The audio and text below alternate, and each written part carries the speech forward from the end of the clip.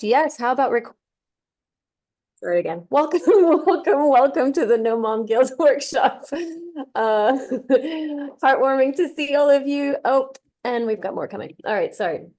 And we're all under the auspicious Capricorn moon, which is Capricorn new moon, which is a wonderful time to set visions for the year ahead. So welcome, welcome, welcome.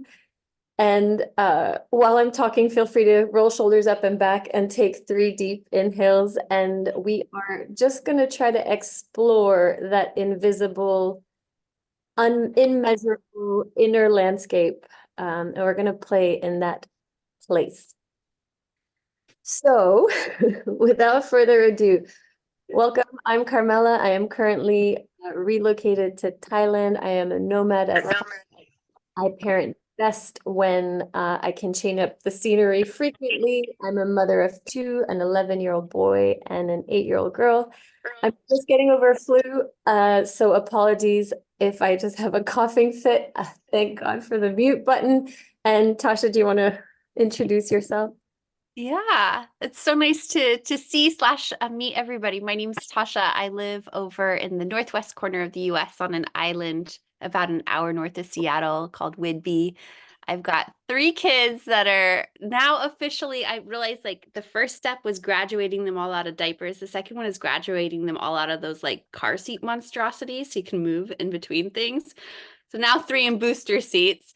4, how old are they? 4, 6, and 8.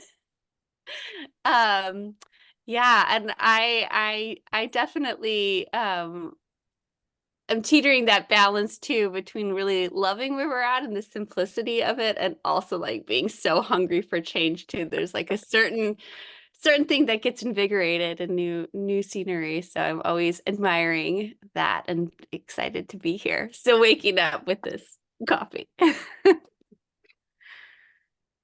Yeah, I mean, yeah, we work with quite a few moms, and I think the general pulse that I think we're feeling is that moms really want one place where that is grounded. It's like familiar. It's like where you get the pediatrician like things done and the dentists and all that. And then half the time it's like you gotta get out and get new tastes, new flavors, new adventures. Um, Welcome, Megan and Danielle and whoever's joining us now. So Tasha and I will be your facilitators today. We have this incredible ability to interrupt each other and we chaotically speak over each other. And yet we also manage to create this beautiful space for future visions to be imagined. Hey, Ashley. So Tasha and I have been each other's backup companion wildflower, if you may, for almost a decade now. We're no sages on stages. We've never pretended to be. We're just mere sheepdog or a donkey and a camel on your side, right there on like in the trenches with you. But we've pulled shit that we would never, I don't think, have done alone. And this is, yeah, I think had we not met each other, certain things wouldn't have been birthed. And so we truly, truly believe in the power of collaboration. And because we've experienced it firsthand for over a decade now, and we've witnessed how flying together has made things more productive, more creative, more fun, more lucrative, more effortless, more better than them alone. And Well so, said. uh, and yeah, Tasha, did you want to say anything about the companion plants? Oh, yeah. I mean, I think so often there's a lot of conversation around how, in parenting in general, motherhood in general is not meant to be sort of this isolated act, and it can just add so much extra burden to the experience of raising children. And I think we definitely believe that it's a better shared experience. And also that extends to so many things in our life as well. where we really try to like allo-parent each other's dreams and help each other in inner life and really be there alongside each other for sort of growth of our whole person, as well as lightening and making the motherhood experience more fun. I think that the more that we can build community and weave that sort of togetherness, just the more delightful and vibrant we can live. So we've pitched this topic, this very topic of like the power of collaboration to Martha Beck community twice. And we just pitched it again to Mom 2.0 Summit. And so we've gotten rejected officially 4 times for this topic. I guess they're not interested or they don't think it's as powerful. Martha Beck, the first time she turned us down was like 7 years ago. She's like, I don't think you have enough content. We're like, I'm pretty sure we do. Obviously. Anyway, so we're here. So we often get asked what the beginning of Mother Wild was, and I think it was a course called the Wildman Mastermind. And before the Wildman Mastermind was this 6-week online course. I think Jilly, you were part of like the first crew, maybe Bex, I think Danielle, maybe. Yeah. And Robin, yes. Speaking of Robin, and we're gonna get a little bit into the sharing. Like you can all feel free to be as emotionally prude as you would like, aka Robin style, who is here, or you can be as emotionally slutty as you would like, aka Tasha style. So anything in between will be fully acceptable. So we launched the 6-week course is how we kind of like got this crew of moms together. And before that 6-week launch, Tasha launched one, I launched one. And then, but before that, before I could do that, I don't know what work you did, Tasha, prior to that, but for me, it was definitely batting off the mom guilt. Because I was raised by a mom who like selfless martyr mom who once she had kids, didn't take a pause until we were out of the house. And even then after the house, it just became another version. So so there was this underlying belief and thought system of like, oh, but I can't leave my kids and I can't. So I know I just feel firsthand like how powerful this content, the mom guilt can be. And so wink, wink, you never know what companion plant you might meet. And possibly bloom a decade from now. I would never have guessed this. So yeah, we will be co-facilitating Tasha and I the 6-week again. We haven't done it in 5 years because we went on a magical carpet ride with the moms we met along the way. And but I do think this 6-week course is really the culture, the kombucha, the SCOBY of making the kombucha. It's like the starter of magic. So if you're curious, we'll say more later. And if you don't want to do the 6-week, we'll also do one day, and Bianca will tell us. Bianca and Lindsay, I think you guys can maybe tell us more about that later. So congrats for showing up. It is hard. What we've noticed is like we launched an advent calendar and we were like, like 4 days before, Jilly knows, we're like, let's pull the plug. We're all too busy. And it was like, shit, I already put in my newsletter. We have too many signups. We got to go through with it. And moms are really eager for something light and simple. And then mom guilt, I'm like, oh, I can't wait for the moms to do this. And like the moms I was like hoping would come, we're like, nah, no. And it was way less than something simple. So I'm wondering if moms are just not ready to do the heavy shit, even though our intention is to do this mom guilt thought work in a fun way. So by showing up here, we're just creating a sacred, uninterrupted space for each other, and our collective presence stops us from cleaning the house or starting lunch or dinner or tweezing the fuck out of our eyebrows for at least the next 40 minutes. So let's get comfortable and let this be a container of time where we won't get interrupted. Yeah, our intention is that you walk away from this workshop seeing your motherhood journey moving forward just a teeny it doesn't even have to change, but just mentally, internally, like, ooh, what would happen along the way if I had just make a little tweak, a little adjustment to the GPS. And I heard someone say that the brave, courageous life lies on the other side of being willing to have an uncomfortable conversation or doing something uncomfortable for 10 minutes, which was really crazy to me because I'm always like, oh, like these mountainous things. I'm like, I really want to do them, but they feel like huge. If you just give it 10 minutes of time, you actually move the dial a lot or have an uncomfortable conversation with someone on something you've been so yeah, so let's just do 5 minutes of mom guilt because you guys have shown up and we don't want to get too heavy. But so researchers define mom guilt as the feeling of guilt and shame moms feel when they don't live up to their own or others' expectation in their role as a parent.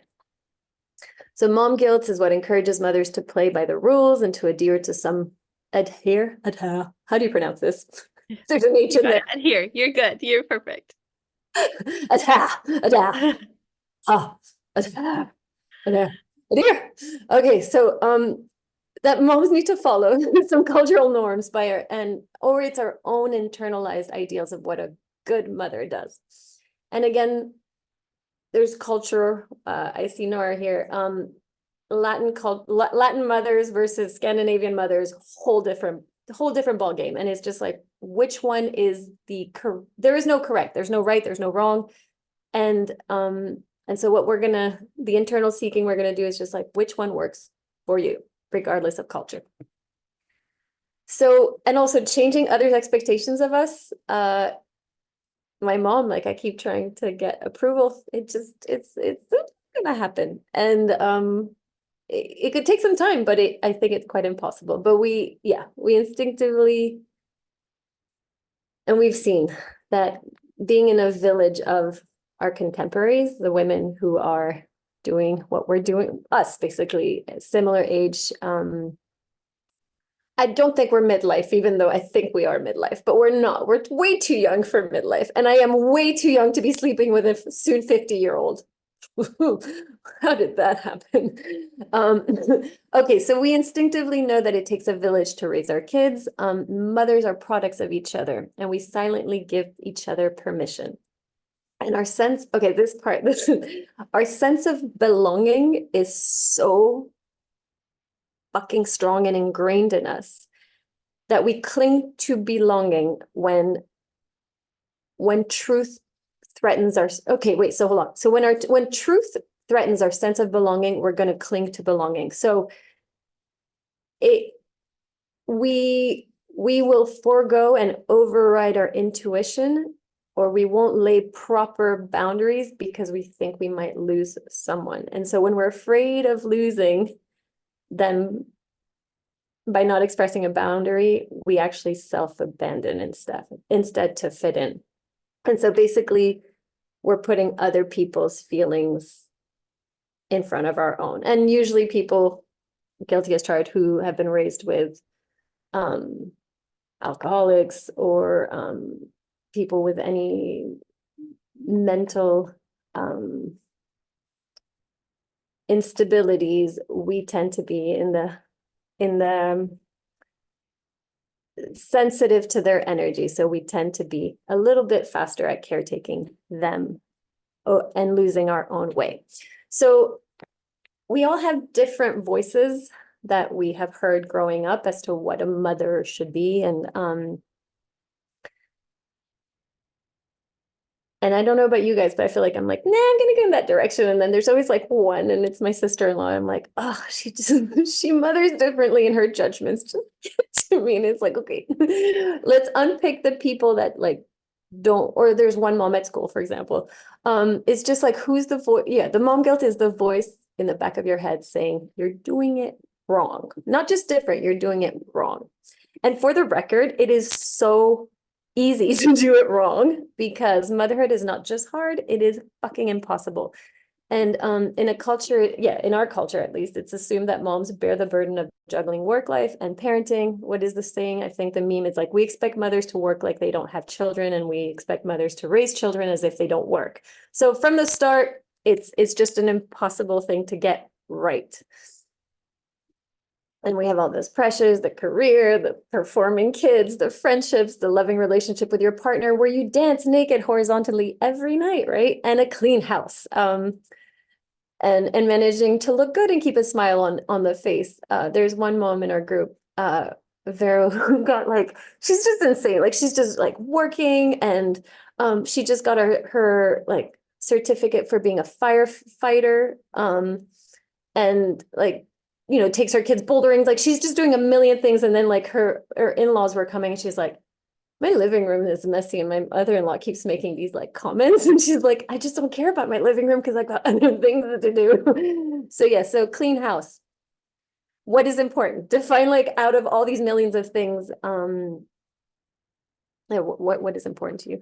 And there's, yeah, exceptional moms sometimes being put down by the older judgmental women that we're never going to be able to please. So the day I realized I could write what I wanted, even though it wasn't the most polite version, and I wasn't going to please my parents. Let's just say that I was going to talk to my peers of my generation, and that felt very freeing. So same with mothering. How can we be mothering in a way that feels right? Has anyone read the quote, Being a Mom in 2023 by Aaliyah Parsons?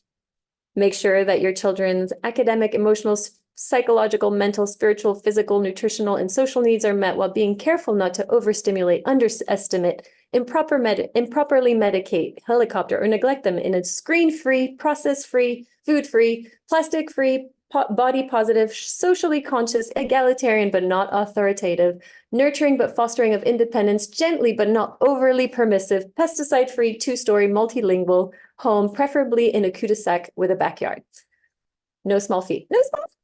Just those easy things. And that's just the kids zone, because there's other things that compete with it, which is, you know, the spouses, the husbands, the partners. I'm like, as if we all have millions. Like, any of you who have lovers, like, holy fuck, how do you do it? Like, I barely keep mine alive. So parents, siblings, colleagues, friends. Oh yeah, and then there's us. Yeah. All the impossible shit, then there's our needs. Yeah. And how could they possibly ever get pushed down the list? Okay, so how do you know when you've been doing too much caretaking or too much giving? Does anyone know? Feel free to put in the chat box. What are signs that you have outdone yourself in the over caretaking, giving too much to others category? Disconnected from body. Yep. Yeah. Anger, number one. Yep. Yeah. Feeling of bitterness, resentment. You nailed it. All of them. Sleeplessness and skin rashes. Okay, is that the heat, Lindsay? Furrowed brow and shutting down, more guilt. Which quote makes you cry? I think the 2023 quote, right, Ashley? Yeah. We're gonna reinvent the 2024. Sorry, we're just going through the heart bit before we get like Gonna lighten the load. More um guilt. more Yeah. guilt. So Elizabeth is the one that really resonated when I think Tasha and I first heard about this, was that the level of resentment is directly proportional, Yeah. and there's directly proportional to our level of self-care. So Mm. I'm not talking about I think that's the one that Bianca always says, fuck self-care. It's not the self-care of like cucumbers on your eyes in a bathtub kind of self-care. Like, we mean the deeply nurturing, the one that truly refuels you to the core, that invisible realm that requires, as Jilly was saying in the call before, silence, peace, quiet, solitude, to be able to really hear that voice. And when we have that list of all the things we need to do, it gets a little bit harder to hear that voice. Yeah. So resentment is there because there's something else that we want to be doing instead. And resentment is just our soul's signposts that we're just a little out of alignment. And blaming others is usually a way of hiding from our own potential. I know immediately when I'm like pointing out little things in my husband when he's having a perfectly great day and I'm about to wreck that. Yeah, it's usually when there's certain things that are not being catered within. So yeah, let's get we want yeah. All right. So when we first ran this, I think that's the first workshop you came to, Tasha. I had asked, I asked a couple of moms to like rank out of 10, like a simple life coaching questionnaire, like, I feel connected to nature, 1 out of 10, or I'm aware of the things that make me happy, 1 out of 10, or I know my mission and purpose in life. And they all, or most of them looked at me like, that doesn't, like, they looked at me like it was a purple washing like machine, like walking down the street. They were like, huh? Like how, like they kept shaking their, basically like, Carmela, like that life is not compatible with having young kids. And fair enough, like really young kids, like you just, when you're breastfeeding, when you've just given birth, there's definitely a phase of like separation. Um, and when is the sweet spot? Different for every mom. But what mothers don't suffer from a lack of discipline or talent or motivation or creativity.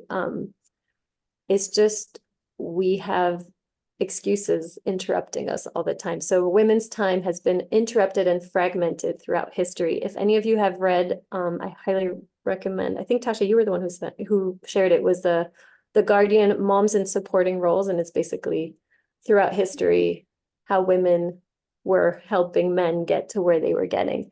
But had they not had these women behind them, it might not have happened. So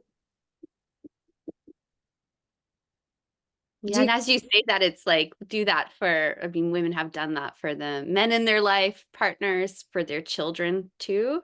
But what would happen if we like really did that for ourselves and each other?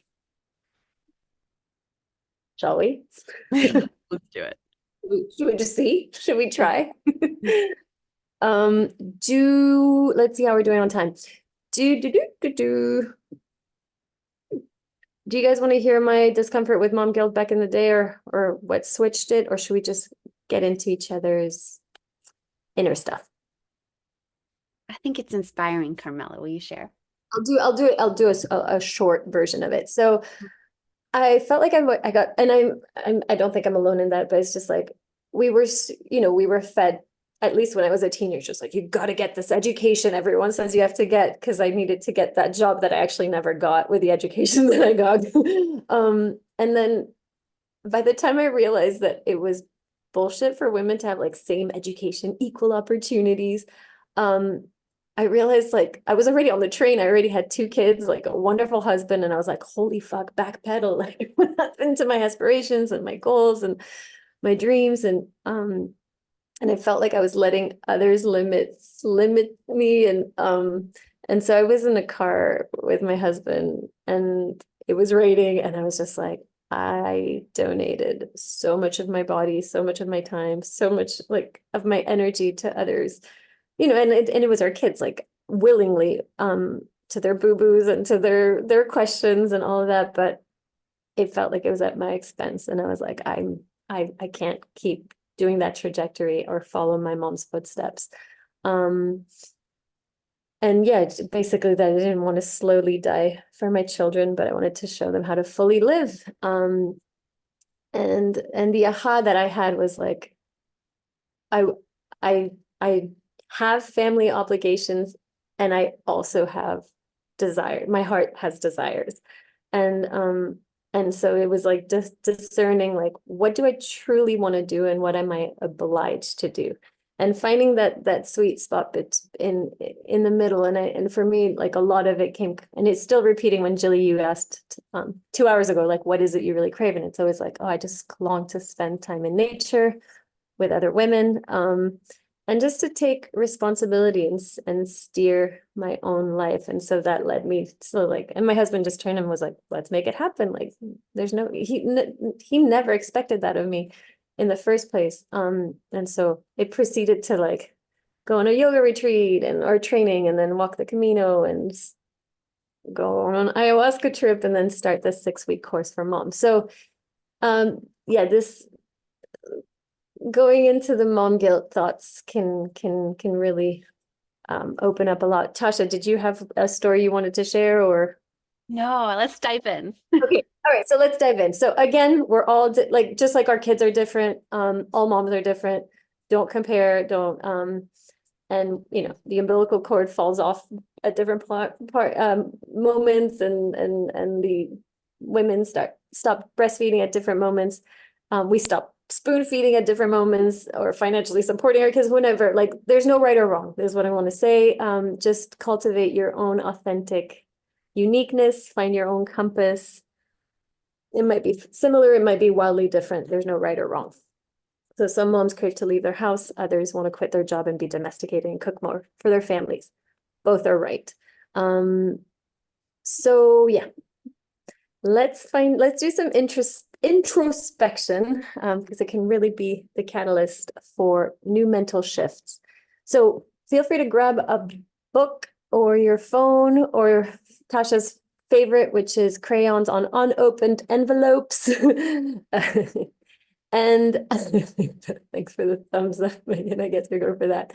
And Tasha, should we just go for all the questions? Or Yeah, let's do it. I'll type them here in the chat and maybe pick what's resonant for you. A lot so of ways to ask to get to the same destination. there are many ways up the mountain to see the new moon, the no moon. So the no new Capricorn moon. So here are the questions, and whichever one like strikes a chord, just go with it. So, and we'll take about 3 minutes to write answers. So do you subconsciously hold yourself back because you have children? If yes, where do you feel like you do? Is it because of mom guilt? So where do you hold yourself back? If you do you hold yourself back because you have children? And if so, is it because of mom guilt? Where or when or with whom do you feel inadequate? Is it your voice or someone else's?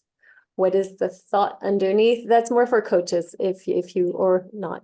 Maybe it's your thoughts about what a mom should be and what a mom shouldn't be. And what may never have gotten actualized in the name of your mom guilt. There's more. And last one, what are you putting on hold in the name of motherhood? They're all the same questions. The outcome is the same, but the entry point is different. So let's go ahead. Tasha will type them in the chat. Oh, I just saw Kim wrote. I think it becomes easy to abandon ourselves in motherhood because we're slowly conditioned. That's it. To do so our entire lives as women. Little bits, little bits. Yep. Okay. Totally, Kim. And that was a big part. It's like how much have culture and especially like movies and stories we've internalized. It's huge. Okay, so pick your questions. Entry point, 3 minutes, starting now.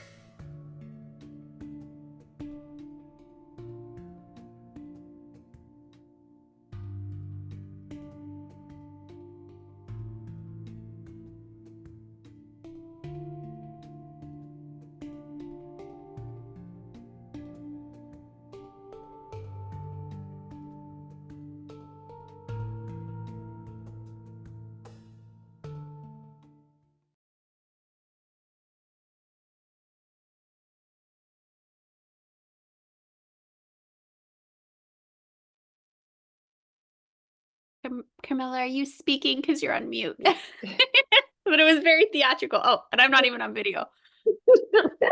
It made so much sense.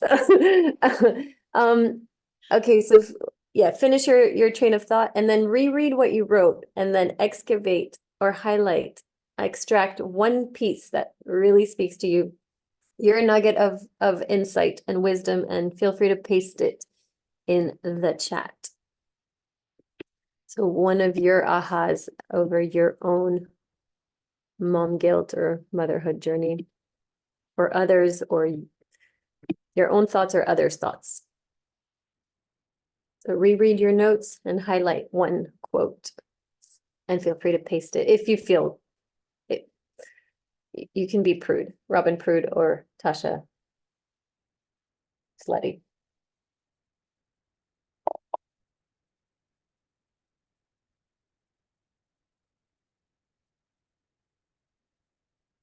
Oh, Tasha, the quote, what mothers gives away to someone else or others she will look to get back from her daughter.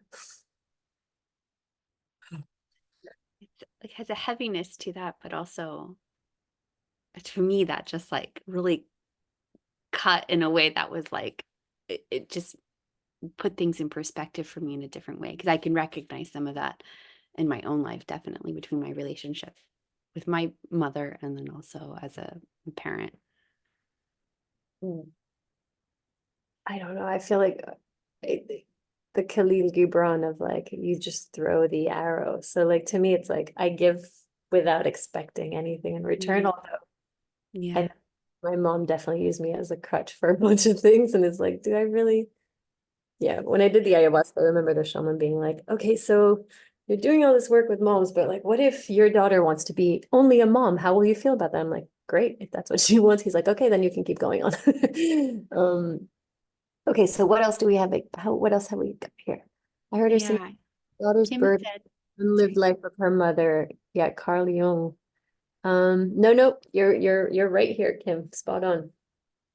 So, Jilly, I was unprepared for the locking of antlers, which becoming a mother would create with my other selves. So that sounds like I have multi personalities. It's my self-employed self and doing it all self and all those other people I was before I took the new role as a mom. Yep. The many roles. And we are many women. We are many other selves. We're daughters, we're partners, we're friends, we are all of those. Bex, oh, I wish we could have tucked you in. You looked so peaceful. I was taught and was witnessed from a young age that motherhood and wifehood is synonymous of sacrifice. One of the questions I wanted to ask today was just like growing up in your circle, in your mother's circle or in your grandmother's circles, were there women that like showed an empowered version of like what being a working mother could be? Um, and is, were those women around you? But they were not in yours, Bex, and they were not in mine either. So we're, as Jilly said, we're going out there without a roadmap. Like we do it, but like we're not going to tell you how because we didn't do it ourselves. Nara, what I put on hold is caring for myself and nurturing my relationships with my relationship with my husband. I often think I just need to get through the week, month, year, and then I'll have the time in the world to make up for it. Procrastination. Yep. I think we all, yeah, the partnership, because the Tetris pieces are falling fast for all of us, and I think the ones who see it like, I mean, even like in the delivery room, the ones who really see us suffering are like the front row warriors are our husbands, and so not sure about Papa guilt, but they definitely have, oh, like a husband guilt, I feel like, or I don't know, maybe not all husbands, but I don't think it's that easy for them. And but yeah, the procrastination is definitely, I think, something yeah, when do it's like or the sacrifices parents can make for their kids, being like, oh, I'm doing this for you. It's like, but you're just passing on a hot potato because you're not enjoying your life because you're sacrificing it for them. It's like, when are we going to turn around and be like, you know what, I'm going to show you what it looks like to enjoy life, and then you can do whatever you want. Yeah, it's like how to show them, like, yeah, a, a relationship with partner. But again, I'm curious how much was passed down generational. Megan Gaydosh, becoming a mom made me realize my full potential, and yet it's so all encompassing that it's hard to see beyond just making it through the day. Same, yep. I have all these aspirations and lack the time and energy to peruse my dreams' desire. Yep. Yep, yep, yep, yep, yep. Megan, how old were your kids again?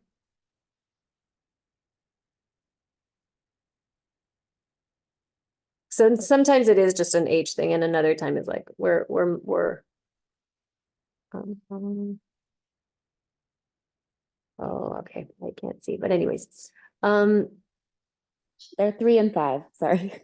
okay, so you're almost out of the woods. I think when the youngest is 3, you're like, okay, they can communicate their needs. There's, usually out of diapers, usually sleep is restored. Like you're now is the time where, and this is again, like everyone's different, and it's my subjective point of view, but there comes a point where it's like you're just breastfeeding for the soothing. It's no longer like, it's more for the bonding.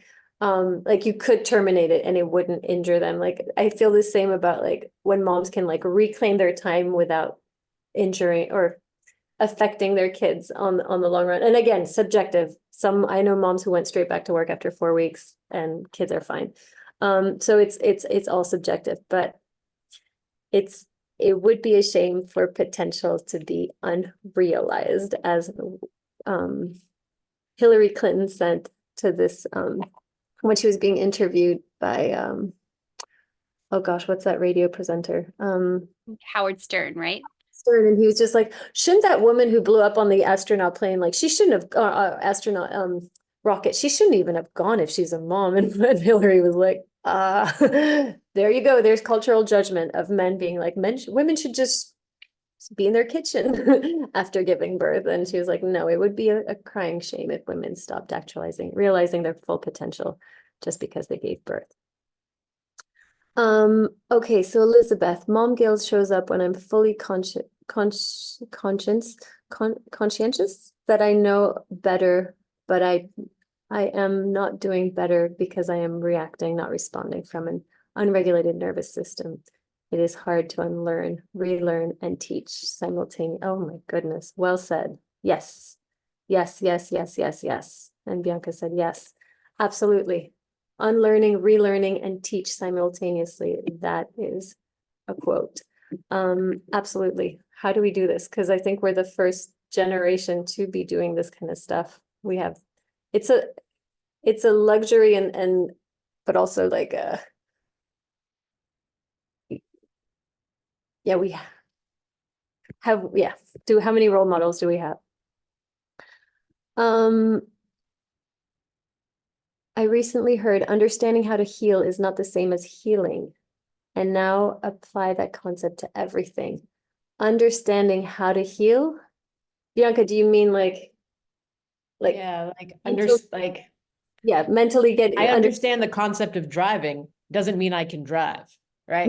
Like, A lot of times I think like if I just knew why I was broken, or if I just understood what had caused this, then I would solve it. But like doesn't matter. Like you don't have to and also you don't have to understand how your body heals for your body to heal, right? Like so you don't have so you don't necessarily need to understand something in order to do it, but also understanding it doesn't then make you have done it, right? So like I understand gentle parenting all the time. I get it. I know exactly what I should be doing. Doesn't mean I'm doing it. Right? Like in that moment when you're unregulated and like dysregulated, like exactly, what she was saying, exactly what Elizabeth was saying, right? Like, I know that I could be doing this differently. but like the mental understanding of it does not translate to the physical action of it. Yeah. Totally. Yep. It just made me think of a conversation I was having with a therapist, and it was like so simple, but one of those things that I was like, oh my God, that just clicked for me in another way. Of our mind has infinite potential, it can go. And because I always talk about like the delusion I have of every day of like, I'm going to be this person, I'm going to totally change these things that are not working, and I'm going to accomplish like a list that's insane every day, right? And it's like a delusion. And she was like, yeah, our mind has like infinite potential, right? Like our mind can expand, but our body can't always match that. And a lot of times we override what our body's capable of in a moment because our mind thinks we can go there, and then that disconnect happens. And I was like, oh, that's so true. So I think that's true not only of like our energy and capacity that we have physically to do things and nurture and care, but also, yeah, like our nervous system, like these things that we're trying to reteach, not just our brain to conceptualize, but our body. Like it takes time for our body to learn those things too. And again, so simple, but I was like, oh, that makes so much sense. So listening to the body. To go along with that, Bianca, my daughter, was like, I can totally drive a car. I was like, really? She's like, yep, I just don't know how to reverse. And one thing that Ali said was like, the brain is the one organ in the body that doesn't let the rest of the body know when it's malfunctioning. So we're so attached to this thing. That's why meditation, having a mindful meditation and separating from this engine or the monkey mind, gives you a little bit of distance, because otherwise we're enmeshed in something that, Tasha was saying, it's limitless and yet limited in time and in this human form. Where the hell is time going? No. Ugh, rewind. Speaking of time. No. Okay, hold on. Chloe, yes, Julie, what is it about mother that we believe has to subsume all other facets of us? Being a mother stops me from being as reckless, wild, spontaneous as I would like to be. But truth immediately became apparent as I wrote that my 3 boys would actually love and enjoy a more playful version of me.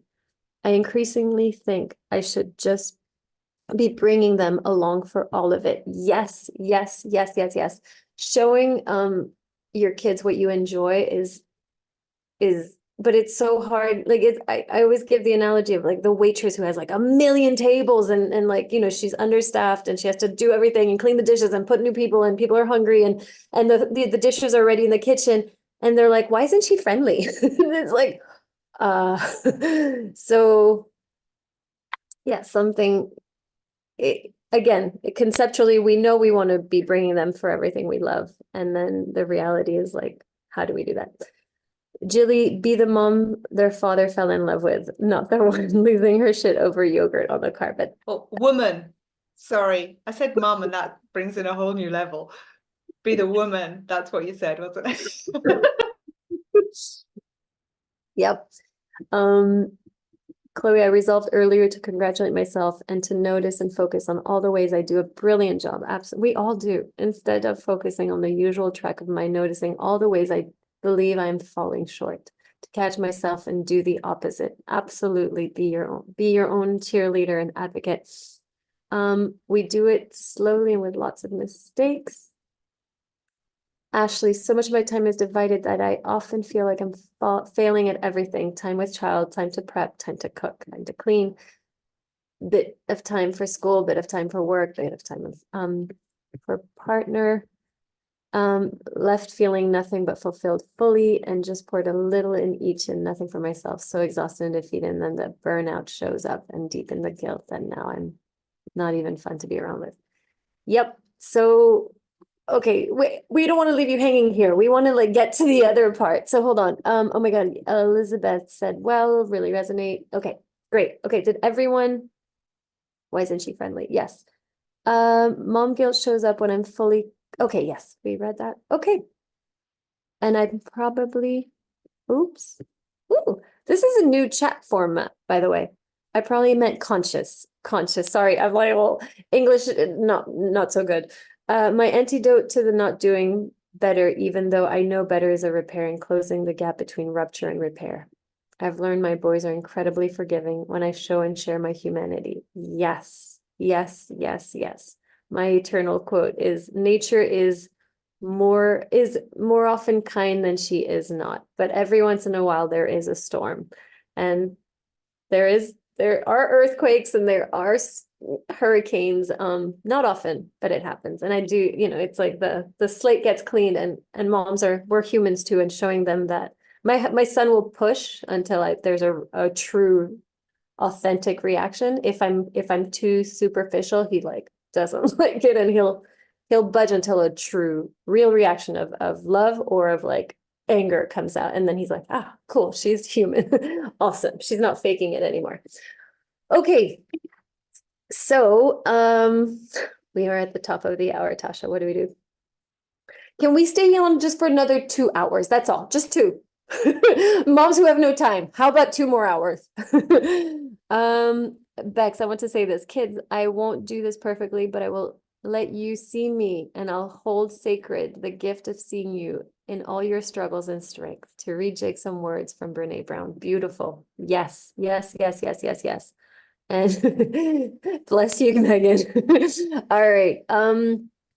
We didn't start recording till like 20 past, so I think you technically have like 20 more minutes. Okay. All right. For the ones who listen in the future. Okay, thanks. And if you've got to go because it's the top of the hour, feel free to go. Otherwise, we're gonna get on with this. So no one talked about the body, which is surprising, which is cool. Because that's a place that always like, oh, moms shouldn't be in physical pain. So I'm glad that didn't show up.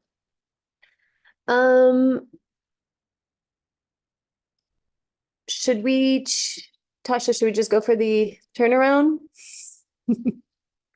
Yeah, we can guide that. That sounds, Yeah. yeah. All right. So,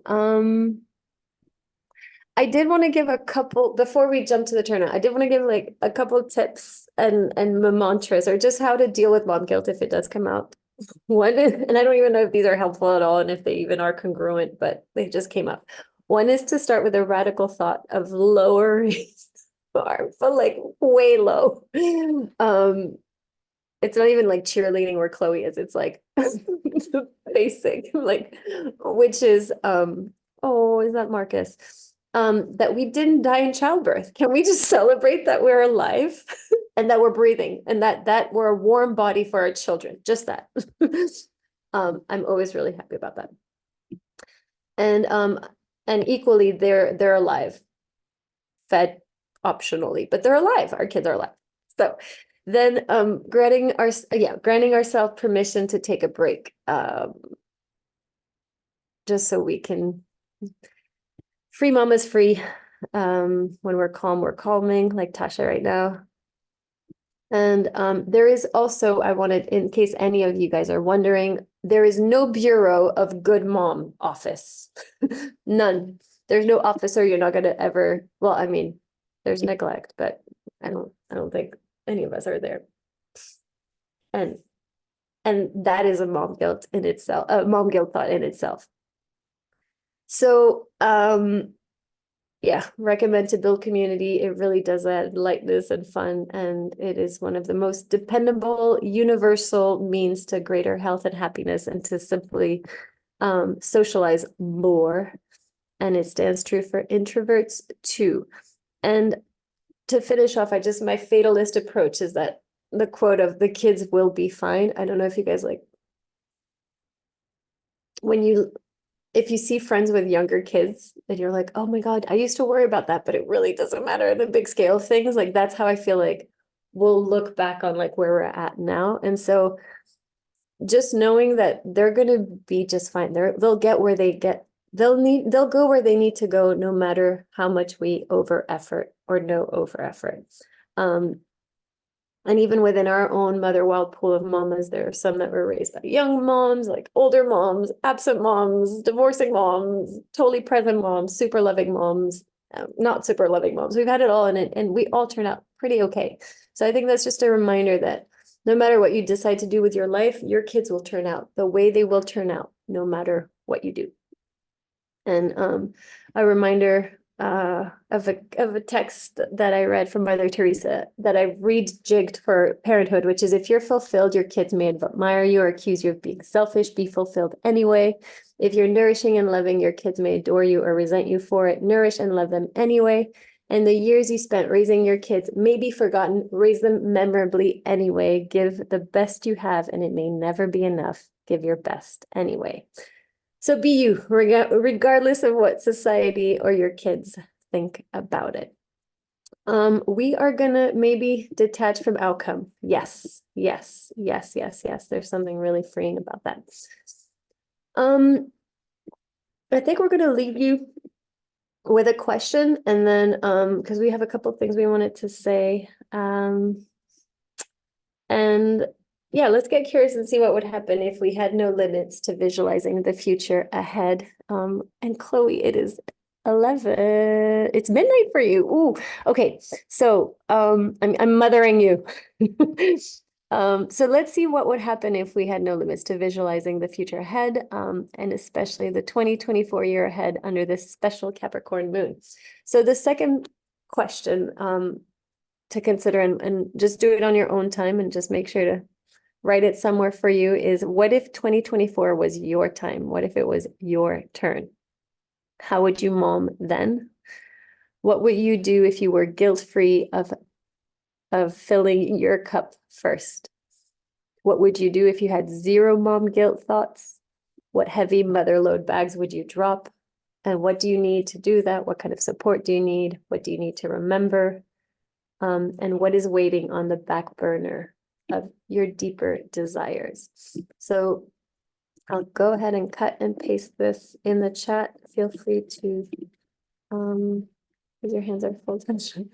Hold on, let me just not cut, paste. Ooh. All right.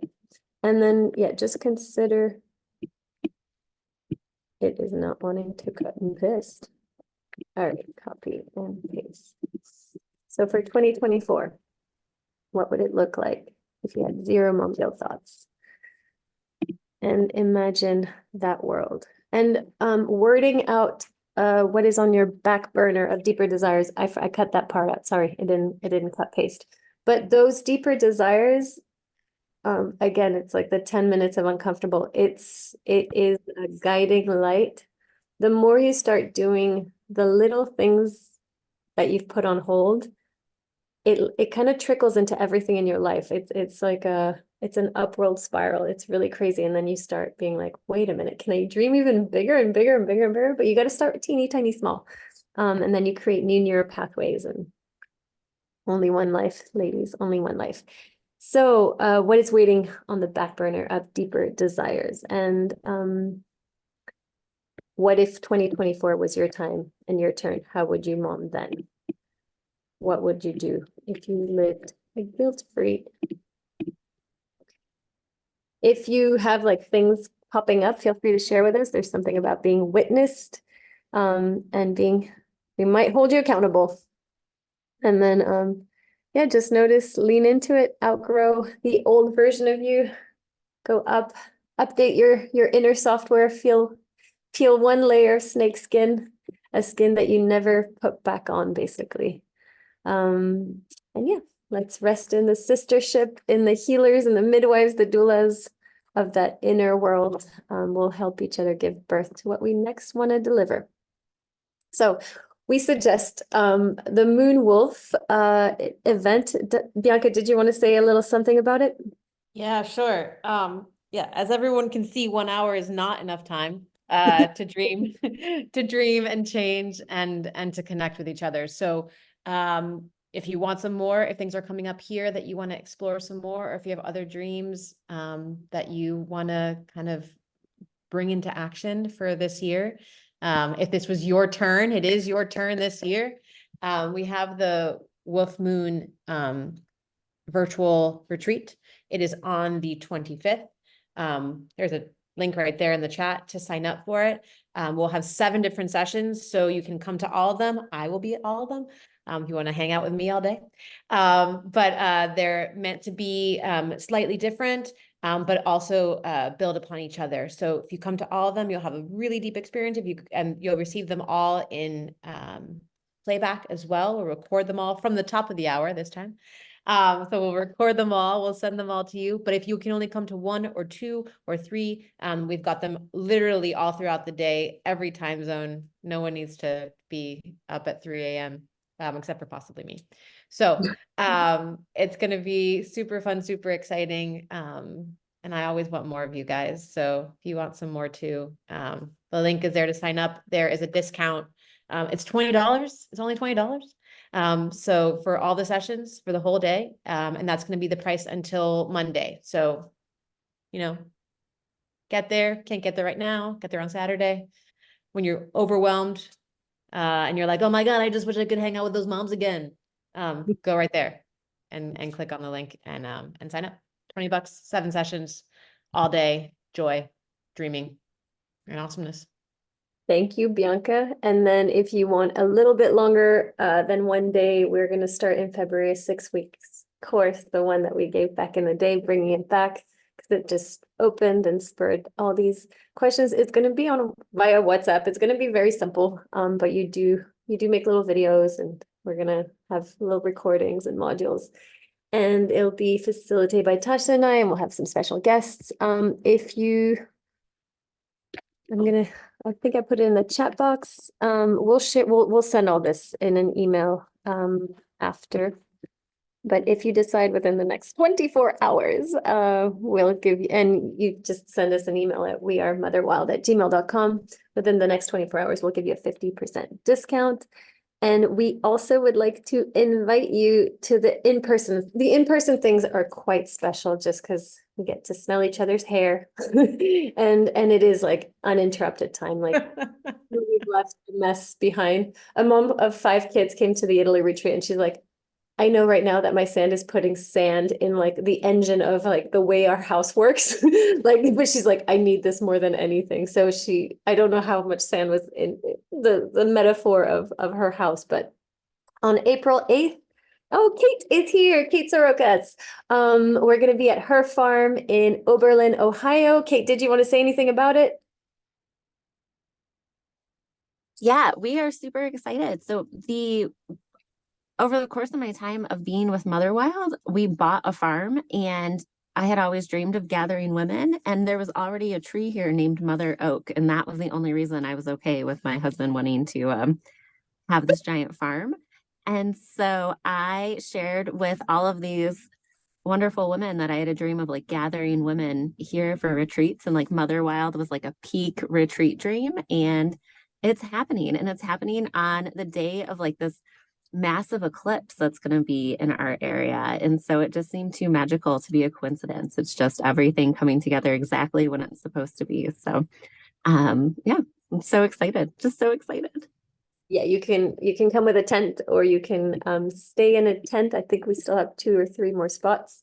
And then there'll be a in-person Bali retreat from May 18th to the 22nd. I'm sharing all these links as if like anyone's gonna copy paste, but we will copy paste it into an email. We've got your emails. And then yeah, we'll send all the info. I think we can stop the recording, and I think Tasha left, but anyways, I think it was Marcus. I'm back. My computer died. Hey. Why would I charge it?